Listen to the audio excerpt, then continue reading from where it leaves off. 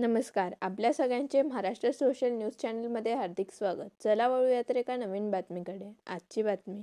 हर घर तिरंगा अभियानाच्या जनजागृतीसाठी धुळे महानगरपालिकेच्या वतीने भव्य तिरंगा दुचाकी रॅली काढण्यात आली. महापालिका मुख्यालयातून सुरू असलेल्या या रॅलीत महापौर मायादेवी परदेशी, उपमहापौर ज्योत्स्ना पाटील, आयुक्त नितीन कापडणीस यांच्यासह नागरिक मोठ्या संख्येने सहभागी झाले.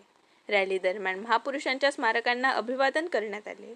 प्रत्येक नागरिकाने घरावर तिरंगा फडकवावा आणि प्लास्टिकच्या झेंड्याचा वापर टाळावा असे आवाहन आयुक्त नितीन कापडणीस यांनी केले. धुळे महानगरपालिकेच्या वतीने हर घरा तिरंगा अभियानांतर्गत आज महानगरपालिकेमार्फत बाईक रॅलीचं आयोजन करण्यात आलेलं होतं. आजच्या ह्या बाईक रॅलीमध्ये महानगरपालिकेचा सन्माननीय महापौर, माननीय उपमहापौर, सन्माननीय सर्व पदाधिकारी, सदस्य आणि महानगरपालिकेचे सगळे अधिकारी आणि या शहरातले काही सन्माननीय नागरिकही सहभागी होते.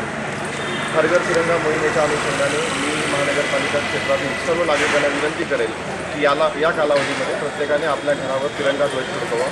तसेच या कालावधीमध्ये प्लास्टिकच्या ध्वजाचा वापर करू नये आणि आपल्या तिरंगा ध्वजाचा अवमान होणार नाही याची सुद्धा या कालावधीमध्ये सर्व नागरिकांनी लक्ष द्यावे.